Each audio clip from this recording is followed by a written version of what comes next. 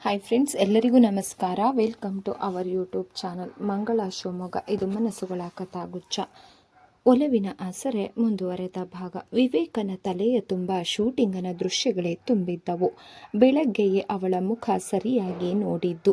ಅರೆ, ಯಾಕೆ ಹೀಗಾಗಿದ್ದಾಳೆ ಅಂದುಕೊಂಡ. ಶೂಟಿಂಗ್ ತಯಾರಿಯಲ್ಲಿ ಅದನ್ನು ಮರೆತ. ಎಡಬಿಡದೆ ಬೇರೆ ಬೇರೆ ಕಡೆ ಚಿತ್ರಣ ನಡೆಯುತ್ತಿತ್ತು. ಶಚಿ ಪ್ರತಿ ಆ್ಯಂಗಲ್ನಲ್ಲೂ ಇರುತ್ತಿದ್ದಳು. ಸ್ವಲ್ಪ ಹೊತ್ತಾದ ನಂತರ ದೇಹ ವಿಶ್ರಾಂತಿ ಬಯಸುತ್ತಿತ್ತು. ಸ್ವಲ್ಪ ಸುಧಾರಿಸಿಕೊಂಡು ಮೇಕಪ್ ಟಚಪ್ ಮಾಡಿಕೊಂಡು ಬರುತ್ತಿದ್ದಳು. ಅವಳ ಸ್ಥಿತಿ ನೋಡಿ ಸುಲೋಚನಾ ಮಗನಿಗೆ, ಶಚಿ ತುಂಬ ಸುಸ್ತಾಗಿದ್ದಾಳೆ, ರೆಸ್ಟ್ ಕೊಡು, ಜ್ವರ ಬಿಟ್ಟ ಮೇಲೆ ತುಂಬ ರೆಸ್ಟ್ ಬೇಕು ಎಂದು ಸೂಚನೆ ಕೊಟ್ಟಳು. ಸಂಜೆ 5ಕ್ಕೆ ಅವಳಿಗೆ ಬಿಡುಗಡೆ ಮಾಡಿದ. ಬಂದು ಹಾಸಿಗೆ ಮೇಲೆ ಬಿದ್ದುಕೊಂಡಳೆ. ಸಾಕಾಗಿತ್ತು ಅವಳಿಗೆ. ಎಲ್ಲ ಬಂದು ಊಟಕ್ಕೆ ಎಬ್ಬಿಸಿದರು. ಆಕೆ ಎದ್ದೇಳಲಿಲ್ಲ. ನನಗೆ ಹಸಿವಿಲ್ಲ, ತುಂಬ ಸುಸ್ತಾಗಿದೆ ಎಂದಳು. ವಿವೇಕ್ ಹಣ್ಣಿನ ರಸ ತರಿಸಿ ತಾನೇ ಎಬ್ಬಿಸಿ ಒರಗಿಸಿ ಕುಡಿಸಿದ. ಅವಳು ಸುಸ್ತಾಗಿರುವುದು ಎಂಥವರಿಗೂ ಗೊತ್ತಾಗುತ್ತಿತ್ತು. ಆ ದಿನವಿಡೀ ತರುಣ್ಣನ್ನು ಅವಳು ಮಾತನಾಡಿಸಿರಲಿಲ್ಲ. ಮಾತಾಡಿಸಲು ಬಂದವನು ಅವಳ ಸ್ಥಿತಿ ನೋಡಿ ಹಾಗೆ ಹೊರಟು ಹೋದ. ಬೆಳಗ್ಗೆ ತಡವಾಗಿಯೇ ಏಳುವಂತೆ ಹೇಳಿದ ವಿವೇಕ್ ಅವಳಿಗೆ.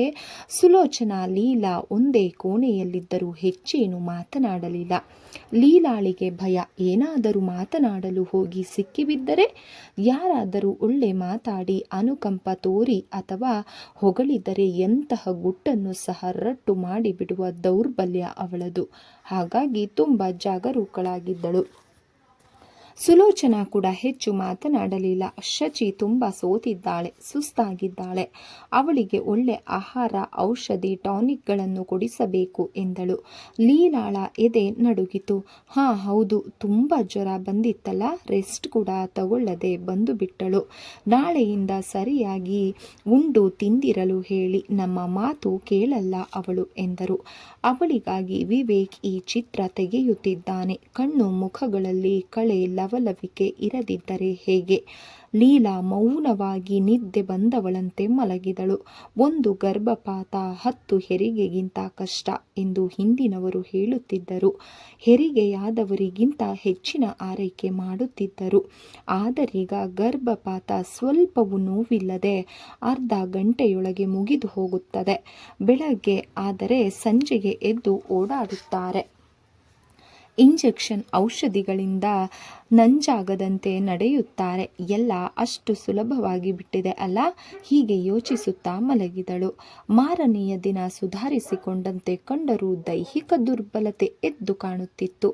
ಅವಳೇ ತರುಣ್ ಜೊತೆ ಮಾತನಾಡುತ್ತಾ ಸಲುಗೆಯಿಂದ ಇದ್ದಳು. ಸುಲೋಚನಾ 5-6 ದಿನ ಮಗನೊಂದಿಗೆ ಇದ್ದು ಹೊರಟಳು. ಚಿತ್ರೀಕರಣ ಒಂದು ಹಂತಕ್ಕೆ ಬಂದುದರಿಂದ ಶಿವಾನಿ, ತರುಣ್ ಕೂಡ ಅವಳೊಂದಿಗೆ ಹೊರಟರು. ಶಚಿ ಗಂಡನೊಡನೆ ಮೊದಲಿಗಿಂತ ಚೆನ್ನಾಗಿ ಇದ್ದುದರಿಂದ ಅವನೂ ಸಹ ಸಂತಸದಿಂದ ಇದ್ದ. ತರುಣ್ಗೆ ಶಿವಾನಿ ಸೂಕ್ಷ್ಮವಾಗಿ ವಿಷಯ ತಿಳಿಸಿ ಅವನು ಮತ್ತೆ ಶಚಿಗಾಗಲಿ ವಿವೇಕಿಗಾಗಲಿ ತಮಾಷೆ ಮಾಡದಂತೆ ತಡೆದಳು. ಕಾರಿನಲ್ಲಿ ಮೂವರು ಅದೇ ವಿಚಾರ ಮಾತಾಡಿಕೊಂಡರು. ಶಚಿ ಹೆಚ್ಚು ಹೆಚ್ಚು ಅರ್ಥವಾದಂತೆ ತಾಯಿಗೆ ಮಗ ಹಾಗೂ ತಾವು ಸರಿಯೇ ತಪ್ಪು ಮಾಡಿದೆವು ಅನಿಸುತ್ತಿದೆ. ತರುಣ್ಗೆ ಈಗ ತಾನೆಂತಹ ಅದೃಷ್ಟಶಾಲಿ. ಜೀವನದಲ್ಲಿ ಸೌಂದರ್ಯ ಪ್ರತಿಭೆಗಳೇ ಮುಖ್ಯವಲ್ಲ, ಅದಕ್ಕೆ ತಕ್ಕ ಗುಣವೂ ಇರಬೇಕು ಅನಿಸುತ್ತಿದೆ. ಶಿವಾನಿ ಯಾವುದರಲ್ಲೂ ಕಮ್ಮಿ ಇಲ್ಲ. ಅದೇನು ಅರಿವಿಲ್ಲದೆ ಶಚಿಗೆ ಇಬ್ಬರು ಮರುಳಾಗಿದ್ದೆವು. ತ್ಯಾಗದ ಹೆಸರಲ್ಲಿ ಏನೇನೋ ಮಾಡಿದೆವು. ಅದು ಸ್ನೇಹಿತನಿಗೆ ಅನುಕೂಲವಾಗುವುದರ ಬದಲು ಅನಾನುಕೂಲವೇ ಜಾಸ್ತಿಯಾಗಿದೆ ಅನಿಸಿತು.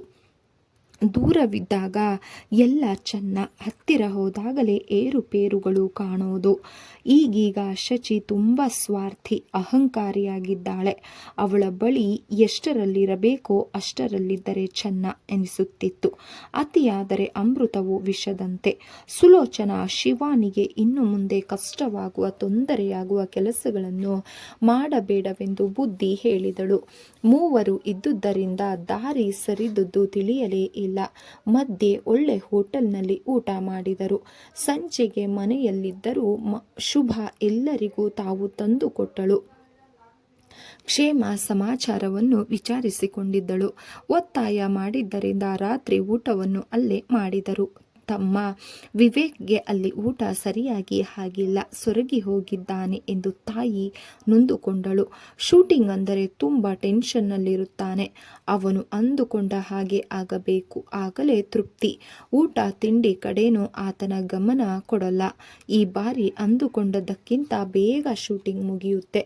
ಇಲ್ಲಿಗೆ ಬರ್ತಾನಲ್ಲ, ನೀವೇ ಎದುರಿಗೆ ಕೂತು ಊಟ ಮಾಡಿಸಿ, ಕೆಲಸದಲ್ಲಿರೋರಿಗೆ ಹಸಿವೆ ಇಂಗಿ ಹೋಗಿರುತ್ತದೆ ಎಂದಳು. ತರುಣ್ ಸಮಾಧಾನ ಹೇಳಿದ. ಶಚಿ ಅಬಾರ್ಷನ್ ಮಾಡಿಸಿಕೊಂಡರೂ ವಿಚಾರ ತಿಳಿದರೆ ಏನು ಮಾಡ್ತಾನೋ ಅನಿಸುತ್ತಿದೆ. ಒಂದಲ್ಲ ಒಂದು ದಿನ ತಿಳಿಯಲೇಬೇಕಲ್ಲ. ಶಚಿ ದುಡುಕಬಾರದಾಗಿತ್ತು, ತನ್ನ ಆತ್ಮೀಯರ ಬಳಿ ಮಾತನಾಡಬಹುದಿತ್ತು. ಇದು ಅವಳಷ್ಟಕ್ಕೆ ಅವಳು ತಗೊಳ್ಳೋ ಡಿಸಿಷನ್ ಅಲ್ಲ. ಡಾಕ್ಟರ್ ಆದರೂ ಹೇಗೆ ಒಪ್ಪಿದರು ಅಂತ. ಇದಕ್ಕೆ ಗಂಡನ ಪರ್ಮಿಷನ್ ಕೂಡ ಬೇಕಲ್ಲವಾ? ಕೆಲ ಸಂದರ್ಭದಲ್ಲಿ ಬೇಕಾಗಲ್ಲ. ಇವಳು ತುಂಬ ಹಠ ಹಿಡಿದಿದ್ದಾಳೆ. ನೀವಲ್ಲದಿದ್ದರೆ ಬೇರೆ ನರ್ಸಿಂಗ್ ಹೋಮ್ಗಳಿವೆ ಅಂತ ಹೊರಟಿದ್ದಳಂತೆ. ಡಾಕ್ಟರ್ ಕೂಡ ತುಂಬ ಹೇಳಿದ್ದಾರೆ. ಅವಳು ಕೇಳಿಲ್ಲ. ಜೊತೆಗೆ ತಾಯಿ ಬೇರೆ ಇದ್ದಳಲ್ವಾ, ಅವಳಿಗೆ ಸೌಂದರ್ಯ ಕಂಠದ ಚಿಂತೆ, ತಾಯಿಗೆ ಮಗಳ ದುಡಿಮೆ ಚಿಂತೆ. ಅವಳೆಷ್ಟು ದುಡಿದು ಕೊಟ್ಟರೂ ಸಾಲದು ಎಂದಳು ನೊಂದುಕೊಂಡು. ಅಮ್ಮ, ಈಗ ನಾನು ತವರಿಗೆ ಕೊಡ್ತೀನಿ, ಆದರೆ ಪೂರ್ತಿಯಲ್ಲ, ಅವಶ್ಯಕತೆ ಇರುವಷ್ಟು. ನಮಗೂ ಮಕ್ಕಳಾದ ಮೇಲೆ ಸಂಸಾರ ದೊಡ್ಡದಾಗಲ್ವಾ? ನಮಗೆ ಬೇಕಾದಾಗ ಅವರು ಸಹಾಯ ಮಾಡ್ತಾರಾ? ನಾವು ಹುಷಾರಾಗಿರಬೇಕು ಎಂದಳು ಶಿವಾನಿ. ವಿವೇಕ್ ಅಲ್ಲಿ ಕುಡಿಯೋ ಅಭ್ಯಾಸವೇನಾದರೂ ಇಟ್ಟುಕೊಂಡಿದ್ನಾ ಎಂದು ಕೇಳಿದಳು. ಹಾಗೇನಿಲ್ಲ ಅಮ್ಮ ಎಂದ ತರುಣ್. ಶಿವಾನಿ ಕುಡಿತದ ಘಟನೆಗಳನ್ನು ಹೇಳಲಿಲ್ಲ. ಅವರನ್ನು ಬೀಳ್ಕೊಟ್ಟು ಸ್ವಲ್ಪ ಹೊತ್ತು ಶುಭಾಳ ಒಡನೆ ಮಾತನಾಡಿ ಮಲಗಿದಳು. ಮುಂದಿನ 12 ದಿನಗಳಲ್ಲಿ ಚಿತ್ರೀಕರಣ ಮುಗಿಸಿಕೊಂಡು ಸ್ಥಳೀಯರಿಂದ ಸನ್ಮಾನ, ಆರಾಧ್ಯಾತಿಥ್ಯ ಸ್ವೀಕರಿಸಿ ತಂಡ ಹಿಂದಿರುಗಿತು. ವಿವೇಕ್ 2 ದಿನ ನಿದ್ದೆ ತೆಗೆದು ಮುಂದಿನ ಕಾರ್ಯಗಳಿಗೆ ಸಿದ್ಧನಾದ. ಶಚಿ ಸ್ವಲ್ಪವೂ ಬದಲಾಗಿರಲಿಲ್ಲ. ಅವನಿದ್ದಾಗ ಮನೆಯಲ್ಲಿರುವಳು, ಇಲ್ಲದಾಗ ಹೋಗಿ ತಾಯಿಯ ಮನೆ ಸೇರುವಳು. ರೆಕಾರ್ಡಿಂಗ್ ಇದ್ದಾಗ ತಾಯಿಯೊಂದಿಗೆ ಹೋಗುವಳು. ಇತ್ತೀಚೆಗೆ ತಾಯಿಯನ್ನು ಬಿಟ್ಟು ಕೋಗಿಲೆ ಚಿತ್ರದ ನಾಯಕ ಹೇಮಂತ್ ಜೊತೆ ಸುತ್ತ ತೊಡಗಿದಳು. ಅವನು ಸುಂದರ ತರುಣ. ಅವಳನ್ನು ತುಂಬ ಆರಾಧಿಸುತ್ತಿದ್ದ. ಬಾಯಿ ತುಂಬ ಅಲಂಕಾರಪೂರ್ಣವಾಗಿ ಹೊಗಳುತ್ತಿದ್ದ. ಕರೆದೊಯ್ದು ಕೇಳಿದ್ದನ್ನು ಕೊಡಿಸುತ್ತಿದ್ದ. ಏನಾದರೂ ನೆಪವನ್ನು ಹೇಳಿ ಕೊಡುಗೆಗಳನ್ನು ಕೊಡುತ್ತಿದ್ದ. ಶಚಿ ಮಾರು ಹೋಗಿಬಿಟ್ಟಳು. ಈ ವಿಚಾರ ಗುಸುಗುಸು ಶುರುವಾಗಿ ಪತ್ರಿಕೆಗಳಿಗೆ ಗ್ರಾಸವಾಯಿತು. 2 ಮನೆಗೂ ಎಗ್ಗಿಲ್ಲದೆ ಬರುತ್ತಿದ್ದ. ಶಚಿ ಎಂದೇ ಕರೆಯುತ್ತಿದ್ದ. ಅವರ ಮಾತು, ನಗೆ ಕೆಲ ಬಾರಿ ಸುಲೋಚನಾಳಿಗೆ ಸಹಿಸಲು ಆಗುತ್ತಿರಲಿಲ್ಲ. ತುಂಬ ಹಿಂಸೆಯಾಗುತ್ತಿತ್ತು. ಶಚಿ, ಏನಿದೆಯಲ್ಲ? ಒಂದು ದಿನ ಆತ ಹೋಗುತ್ತಿದ್ದಂತೆ ಕೇಳಿದಳು. ಯಾವುದು? ಅದೇ ಹೇಮಂತ್ ಬರೋದು, ನೀವು ಹೀಗೆಲ್ಲ ತಿರುಗಾಡೋದು. ಅದರಲ್ಲಿ ತಪ್ಪೇನು? ತಪ್ಪು ಬರುವುದು ಓಡಾಡುವುದರಲ್ಲಿ ಅಲ್ಲ, ನಿಮ್ಮ ನಡತೆಯಲ್ಲಿದೆ. ಏನಂದೀರಿ? ನಮ್ಮ ನಡತೆನಾ? ನಾನಿನ್ನೂ ನಡತೆಗೆಟ್ಟಿಲ್ಲ. ಅದನ್ನು ನಿಮ್ಮ ಮಗನಿಗೆ ಹೇಳಿ. ಮೊದಲು ರೇಖಾ ಆಯಿತು, ಇವತ್ತಿಗೂ ಅವಳು ಸಿಕ್ಕರೆ ಶಾಪ ಹಾಕ್ತಾಳೆ. ಈಗ ಆ ಶಿವಾನಿ ಶೂಟಿಂಗ್ ಟೈಮಲ್ಲಿ ನೀವು ನೋಡಬೇಕಿತ್ತು. ತರುಣ್ ಇಲ್ಲದಾಗ ಇವರು ಅವಳ ಕೋಣೆಯಲ್ಲೇ ಇರೋರು. ಬಾಯಿ ಮುಚ್ಚು. ಅವರಿಬ್ಬರಿಗೆ ಅಂದರೆ ನಿನ್ನ ಬಾಯಲ್ಲಿ ಹುಳ ಬೀಳುತ್ತೆ. ನಮಗಾದರೂ ಅಷ್ಟೇ. ನಾವೇನು ಮಾನ ಮರ್ಯಾದೆ ಹರಾಜು ಹಾಕ್ಕೊಂಡು ತಿರುಗಾಡ್ತಿಲ್ಲ. ನಾವಿಬ್ಬರು ಒಳ್ಳೆ ಸ್ನೇಹಿತರು. ನಮ್ಮ ಬಗ್ಗೆ ಯಾರಾದರೂ ಮಾತನಾಡಿದರೆ ನಾನು ಸುಮ್ಮನಿರಲ್ಲ ಎಂದವಳೇ ತಾಯಿ ಮನೆಗೆ ಹೊರಟು ಹೋದಳು. ರಾತ್ರಿಯೂ ಬರಲಿಲ್ಲ. ವಿವೇಕ್ಗೆ ಇದು ಸಾಮಾನ್ಯವಾಗಿತ್ತು. ಚಿತ್ರದ ಕೆಲಸಗಳ ಒತ್ತಡದಲ್ಲಿ ಬೇರೇನೂ ತಲೆಕೆಡಿಸಿಕೊಳ್ಳಲು ವೇಳೆಯೇ ಅವನಿಗೆ ಇರಲಿಲ್ಲ. ಅವನ ಕಿವಿಗೂ ಒಡಕು ಮಾತುಗಳು ಬಿದ್ದರೂ ಕೇಳಿ ನಕ್ಕಿದ್ದ. ಚಿತ್ರದ ಎಲ್ಲ ಕೆಲಸಗಳು ಮುಗಿದು ಸೆನ್ಸಾರ್ಗೂ ಹೋಯಿತು. ಅದೇ ಸಂದರ್ಭ ಹೆರಿಗೆ ನೋವು ಬಂದು ಶುಭ ಕ್ಷಮಾಳ ನರ್ಸಿಂಗ್ ಹೋಮ್ಗೆ ಸೇರಿದಳು. ಅವರೆಲ್ಲರ ನಿರೀಕ್ಷೆಯಂತೆ ಮನಸ್ಸು ಚಿತ್ರ ರಾಷ್ಟ್ರಮಟ್ಟದಲ್ಲಿ ಶ್ರೇಷ್ಠ ಪ್ರಶಸ್ತಿ ಗಳಿಸಿ ನಿರ್ದೇಶಕರಿಂದ ಪ್ರಶಸ್ತಿ ಗಳಿಸಿದ ಸುದ್ದಿ ಬಂದಿತ್ತು. ಶುಭಾಳಿಗೆ ಗಂಡು ಮಗುವಾಯಿತು. ತಾಯಿಗೆ ಸುದ್ದಿ ತಿಳಿಸಲು ಮನೆಗೆ ಬಂದಾಗ ಅವಳು ಆಸ್ಪತ್ರೆಯಲ್ಲಿ ಇರುವುದು ಗೊತ್ತಾಗಿ ಅಲ್ಲಿಗೆ ಬಂದ. ಮಗುವನ್ನು ನೋಡಿ ಮುಖ ಅರಳಿತು. ಎತ್ತಿಕೊಂಡಾಗ ಹೂವೊಂದನ್ನು ಹಿಡಿದಂತಾಗಿ ಅಪೂರ್ವ ಅನುಭವವಾಯಿತು. ಸ್ವಲ್ಪ ಹೊತ್ತು ಎತ್ತಿಕೊಂಡು ಕುಳಿತಿದ್ದು ನಂತರ, ಶುಭ, ನಿನ್ನ ಮಗ ಹುಟ್ಟಿದಗಳಿಗೆ ಒಳ್ಳೆಯದು. ನನ್ನ ಮನಸ್ಸು ಚಿತ್ರಕ್ಕೆ ರಾಷ್ಟ್ರ ಪ್ರಶಸ್ತಿ ಅಂದರೆ ಸುವರ್ಣ ಕಮಲ ಪ್ರಶಸ್ತಿ ಬಂದಿದೆ ಎಂದ. ಹೌದೇನೋ? ತಾಯಿಗಂತೂ ಹಿಡಿಸಲಾರದ ಖುಷಿ. ಹೌದಮ್ಮ, ಎಲ್ಲ ನಿನ್ನ ಆಶೀರ್ವಾದದಿಂದ ಆಗಿದ್ದು. ಅಲ್ಲಪ್ಪ, ಅದು ನಿನ್ನ ಶ್ರಮ ಪ್ರತಿಭೆಗಳಿಗೆ ಸಂದ ಗೌರವ ಎಂದಳು ತಾಯಿ ಹೃದಯ ತುಂಬಿ. ಅಣ್ಣ, ಈ ಖುಷಿಯಲ್ಲಿ ನಿನ್ನ ಅಳಿಯನಿಗೆ ಒಂದು ಹೆಸರು ಸೂಚಿಸಿಬಿಡು, ಸದಾ ನೆನಪಿರುತ್ತೆ. ಮಾನವ್ ಅಂತ ಇಡೋಣವಾ? ನೀನು ಹೇಳಿದ ಮೇಲೆ ಆಯಿತು. ರೇಡಿಯೋ ವಿಡಿಗಳಲ್ಲಿ ನ್ಯೂಸ್ ಕೇಳಿದ್ದ ಕ್ಷಮ ಇವನನ್ನು ನೋಡಿ ಶುಭಾಶಯ ಹೇಳಿದಳು.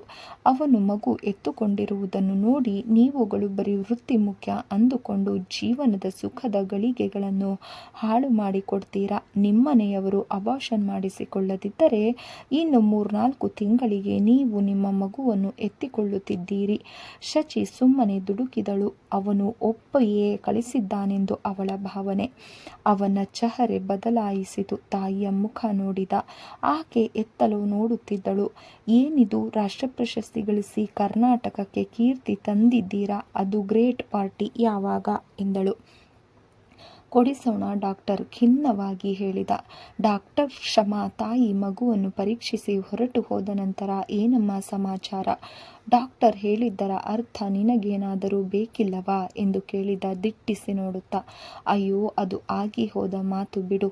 ಆಗಿ ಹೋದು ಮಾತೆಂದು ಯಾವತ್ತೂ ನೆನಪಿಸಿಕೊಳ್ಳಬಾರದು. ಅವರು ನನ್ನನ್ನೇ ಆರೋಪಿ ಸ್ಥಾನದಲ್ಲಿ ನಿಲ್ಲಿಸಿ ಮಾತನಾಡಿದರು. ಯಾವಾಗ ಆಗಿದ್ದು ಇದೆಲ್ಲ? ಸುಲೋಚನಾ ನಡೆದದ್ದನ್ನು ನಡೆದಂತೆ ಹೇಳಿದಳು. ಅವನು ಕೆಂಡವಂತಾದ.